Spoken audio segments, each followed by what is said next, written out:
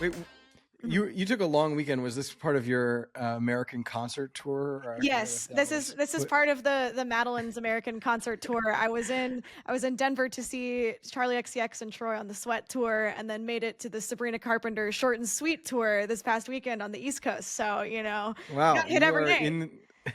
in the zeitgeist. Which did you prefer? Oh, great question. They're very different. I feel like the Charlie show, Charlie and Troye Sivan, easily higher energy. It was, they sold out an arena tour.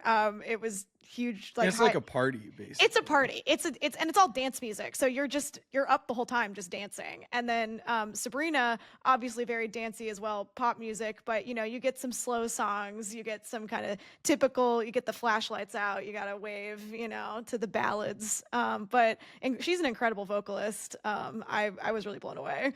So, we're both like pop girlies, I guess, because I've really seen Taylor Swift in Stockholm and Boston, so I'm more specifically a Taylor Swift fan. But yeah, Eric is our resident Swiftie on the pod. But wait, so you went to the Eras tour twice?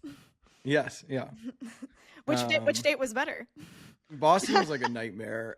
We made a last minute decision to arrive, and we hit traffic, and it was literally the stuff of nightmares. So Stockholm, we'd been in Paris for a couple of weeks working abroad, and then that was great. So definitely Stockholm was definitely Stockholm. We also spent all day waiting in line, and we're in the second row, basically. Oh, that's amazing. Yeah, it was great. So cool. Yeah. So you got to go international for your concert tours. Yeah, I know. Yeah. Anyway, this is going to be a fun episode overall because it's a lot of talking about ourselves. We get to reflect on Newcomer's 4-year anniversary. It's true. This week marks the 4-year anniversary of the newsletter. Yeah, you've been here for 1 year of it. Just shy. Yeah. I think when I joined, we were around, just over 1 million in revenue, and now we've more than doubled that. Congratulations. Yeah. Congrats to all of us. I sort of announced somewhat impulsively on stage at a media conference called the AMO Summit that we're on track to hit $2 million in revenue this year. We're going to cross that between revenue we've already recorded and the committed contracts we have for Cerebral Valley. So very exciting. Woo-hoo! And we're going to post new job openings, and stay tuned. It's crazy. I'm always in denial that Newcomer is a company, even though it's like, we have several employees this time, and if you start counting up all the people who, work for us in some capacity, it's getting bigger and bigger. Certifiably a company. I mean, the moment we moved to Slack, that felt like we were a real startup. I know, a sad day. But also exciting day. I'm curious. I mean, I know we've talked about it a bit, but what's the story behind founding Newcomer? I mean, when did you make the decision to leave and go independent? Yeah, so I launched it in October 2020 during the pandemic. I covered startups and venture capital. And here I see finally a trend that applies to me, right? Substacks, coming up. It's an opportunity to start your own business. So that was really exciting to me. I think I launched it was right around the New York Times trend story. So I was either right before or right on top of, I think you were zeitgeist of Substack. Peak. I think you were. I was ahead. Substack. You were ahead of the curve. Yeah. Please give yourself some credit. and the other piece of it was that, when I left the information, the two places I was thinking about going were Gawker and Bloomberg, Valleywag.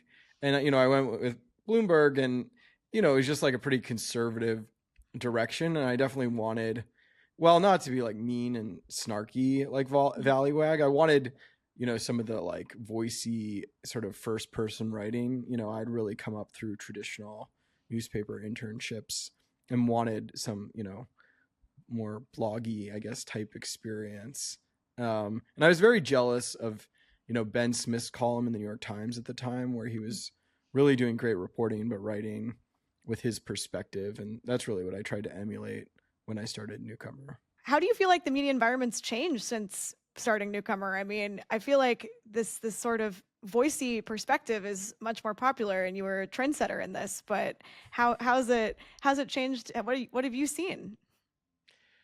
Yeah, I mean, clearly, I'm a big advocate of the collision between the influencer and the journalist, and journalists are clearly realizing that they have to compete with influencers. I think, even at Bloomberg, after I left, Mark Gurman, their Apple reporter, has been allowed to have a much freer reign to sort of give his own personal opinions about devices and everything. So even sort of my old employer, I think, has chilled out a little bit. It seems like our competition is not as much, other publications themselves as it is also, like TikTok and personalities and hosts on these kind of social platforms too. Right. I mean, tech Twitter and yeah, exactly.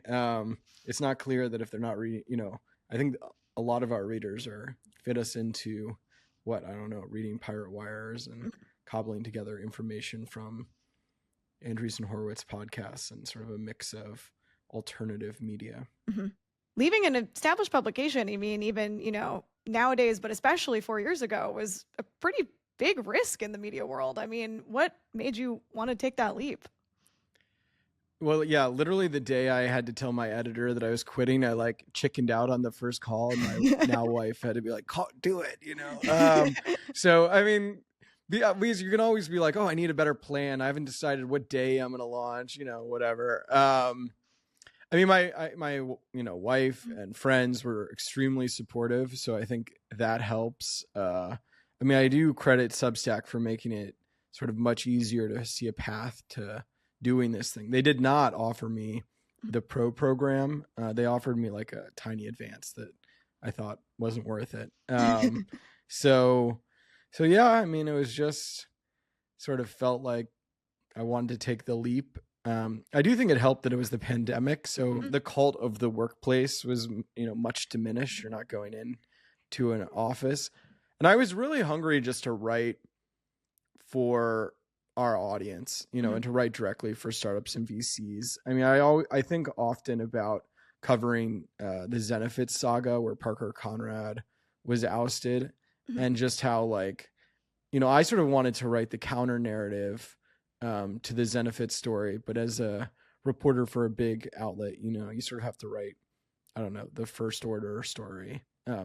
Anyway, I wrote my unauthorized story, the unauthorized history of Andreessen Horowitz, or I forget what I called it. Yeah, the unauthorized history of Andreessen Horowitz. Yeah. I had these pieces sort of that I was hungry to write, that I felt like, Bloomberg doesn't love the sort of media self-absorption, which obviously I lean into here. And so, yeah, it felt free to do the meta story. And, it was just exciting. And I felt like, I'd be able to get another job if it all blew up in flames.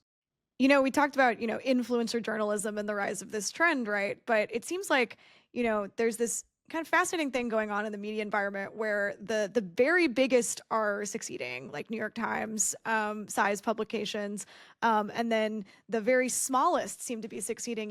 There's us, there's Platformer, Taylor Lorenz just launched her own Substack user mag, but then there's kind of the messy middle, right, where that seems to be where the biggest fallout in the media industry has been coming from. And I'm curious, just how have you been thinking about that as we plan to grow? Am I making the same mistake many companies have made before? I think it's a great question. To me, the issue with a lot of companies is they lose sight of who their customer is. When I launched, one of the refrains I always had is, I don't want to explain who Bill Gurley is anymore. It just felt like every Bloomberg article, there would be a sort of parenthetical phrase, early Uber investor or whatever. When I was at Business Insider, it was always we had to write out LP parentheses limited partner, which does this, right. Yeah. Exactly. We want to write for the Insider, and I have absolutely no intention of moving away from that. Really what I'm saying is the customer that I saw when I launched, we still are underpenetrated in that market. And then there's much more we can do to serve them with events or whatever. So it's less now that I have a foothold with one audience, I'm going to go to a broader audience. I think that would be a big mistake. I think what I want to do is have every VC be obsessed with Newcomer and subscribed, and have, great stories that they care about, an event that they can go to. And then, I don't know, maybe someday data or something else. But I'm extremely focused on the same customers. I think there's obviously an opportunity to continue monetizing them. And I think the mistake would be if I drifted to a broader audience and started chasing clicks or something like that. That would then end up hurting me with my core audience. And so I think what a lot of these publications do is they lose sight. They get big enough that they're like, oh, we need to go after more people. And I would not want to get so big that I would ever think, oh, startup founders and venture capitalists aren't enough for us. And so I think as long as there's plenty of money and attention to be gobbled up in that area, then we can hire more people. Knowing your customer, always a good strategy. Yeah. I mean, I know it's the Amazon customer obsession, customer obsession. I think a thing I've continued to learn is like, actually, what good reporters do is they talk to their sources. Our sources are our customers. So I'm talking to our customers. That means that, I can get them to speak at events or sponsor events, and, it's relationship building and understanding the world we inhabit. And so I think those things are actually much more symbiotic than, I didn't go to journalism school. I knew I wanted to be a journalist, but then my perception of journalism school would be like, separate, the business and the media arm. And I think what we've discovered is that as long as you're sort of honest and transparent, thinking about your customer, both in your coverage decisions and how you monetize makes a lot of sense. And so we're going to continue to lean into that. I got into reporting because, I want to learn a lot about the world. It's sort of like a fast way to sort of insist that people answer your questions. And I think one thing that sort of surprised me is that building a business is sort of another way of learning about how the world works, because you're sort of like, oh, why do business, especially when you cover business, you're like, oh, why do business people do X, Y, and Z? And so, yeah, it's fun. It's fun to learn about the world this way too. And, I want to keep doing both. What do you see for the next year going forward with Newcomer? First and foremost, our North Star will always be great writing and reporting in the newsletter. I do think that is sort of the heart of everything we do. And I think part of that is hiring another reporter who can help us get scoops and keep things fresh. And then, I think for the business, it's really a matter of, we have two great Cerebral Valley events. We had a banking summit in March that was good, but not great, I'd say. I think good in terms of who we got there, but it didn't have as much of a story for sponsors, which is I'm learning to build an events business. It's like, oh, sponsors are a big customer. And so I think we'll find two more sort of anchor events that really sort of resonate in Silicon Valley. And I think that will be a big piece of their business. And there's lots, I was going to say, do you have any topics that you're thinking about for those summits? Oh yeah. Well, and I want people to weigh in. We surveyed subscribers. We're thinking fintech is making a comeback, and given we did banking, there's definitely a logic there. We're considering frontier to wrap in sort of defense and space, some of those companies. I have toyed with a VC LP focused event, but that has a little bit, I feel like a frontier event or fintech has a similar story for AI, whereas VCLP is sort of a different strategy. So I'm trying to get my head around whether that will make sense or not. So we did our first event, the first Cerebral Valley, we planned in 6 weeks. So we're definitely willing to sort of, blitz these things once we have a great idea, but trying to do a little bit more big company, big company, trying to do a little bit more planning. But so, yeah, we're thinking about it, and would love input from anybody if there are things where you think there's a real gap in the market right now. You started the newsletter in the beginnings of the boom times of venture capital. So how has it changed over the last 4 years? What have you seen? Yeah, who knew that the pandemic would turn out to be like this great, the best period for startup investing, lots of manic behavior. So that was super enjoyable to cover.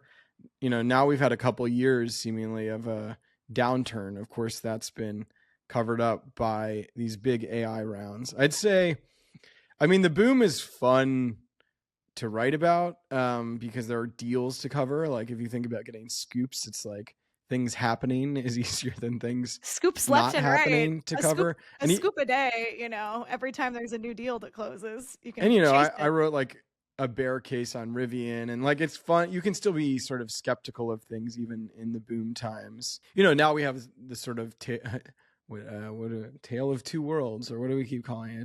It's the best of times in AI and the worst of times everywhere else, and so that's kind of created this mixed storyline of the moment. I mean, you just got to I guess move away from reflecting on the glory that is Newcomer. You got some data on the venture market today. How would you describe where we are today?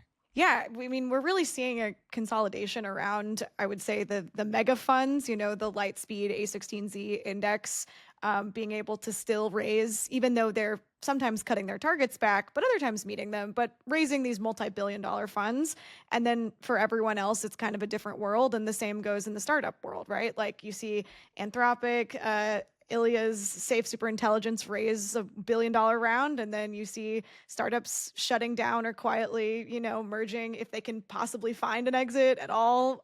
So it's really what I think is the most fascinating point that we found in the data last week was the number of unique venture investors in US startups has fallen just really dramatically since the boom times. Obviously, there were a ton of these tourist investors that came in. People, got excited, thought they could start their own fund, did start their fund, but then, have failed to raise a fund too. And we've seen this consolidation of funding to really just come from the big firms, and then kind of everyone else is sort of left out in the lurch unless you have a super specific value add, or you can really market yourself as doing something different, but the bar for that is just getting higher and higher. Like a lot of these merchant funds we put the chart in our Friday newsletter. We'll probably include it with this podcast post, but it is quite dramatic to watch the fall off, and a little sad. Yeah. I mean,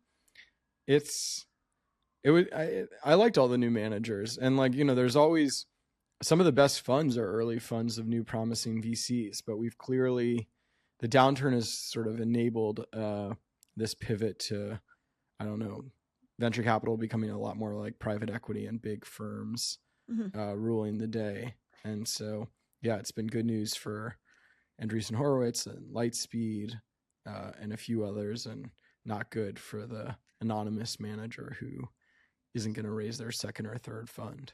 Yeah, I mean, obviously, we did get to touch on some positives, a couple notable exceptions. Accrue Capital announced that they closed $700 million in new funding last week, and then also last week, a friend of the pod, Harry Stebbins, closed, his third fund at $400 million to invest in early stage startups in, everywhere, but also especially in Europe since he's based there.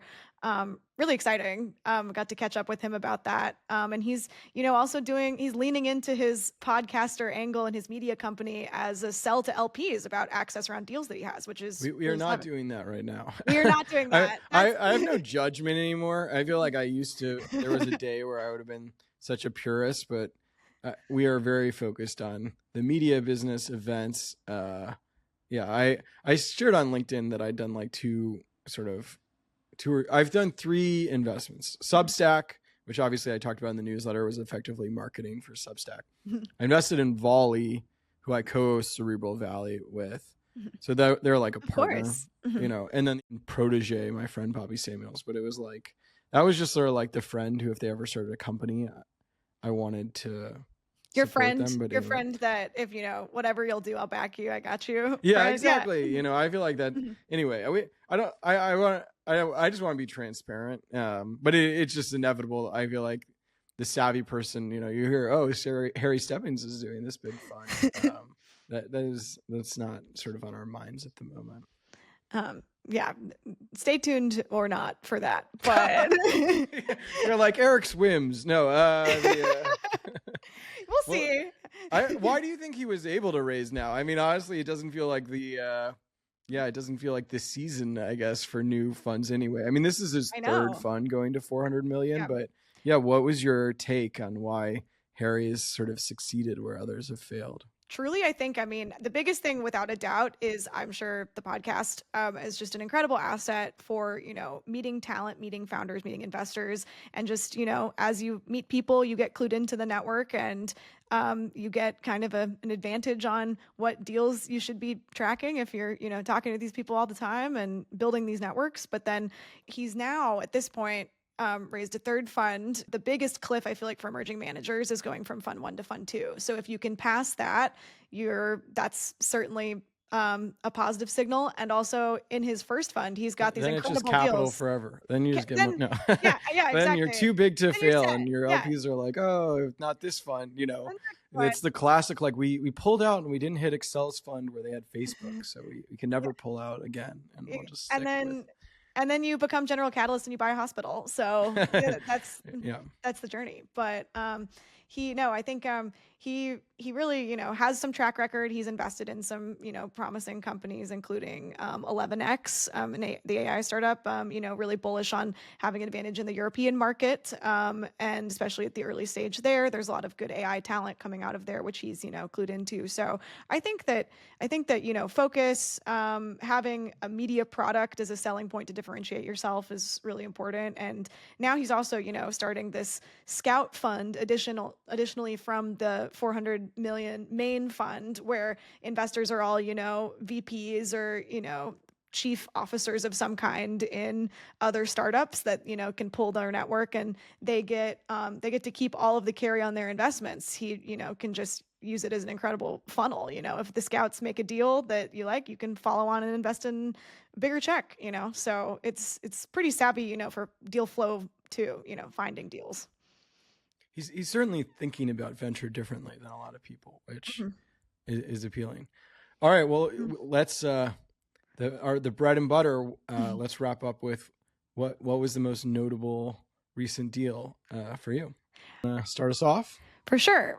One deal I noticed last week that came to the top of the list was X Energy, nuclear reactor and energy company. They raised a $500 million round led by Amazon's Climate Pledge Fund. And then Ken Griffin was also on the cap table among some other strategics. People are just looking for energy resources to power our AI moment right now. The AI wave is going to take a lot of power. So seems like people are making the bets on nuclear now. Yeah, mine's another one on theme where investors are excited right now. We've got Path Robotics raised $100 million from Matter Venture Partners and Drive Capital. Also, Tiger Global, an investor. It's interesting to see them back. Tiger's they're back. Not leading. And Basis Set, another firm, a new firm that we're tracking. So we've got the sort of old and new. But I think, nuclear, robotics, two big themes in the world of generative AI, and will be interesting to see where they go. Cool. Well, that's this week's episode. Thanks for listening to the Newcomer podcast. See you next week.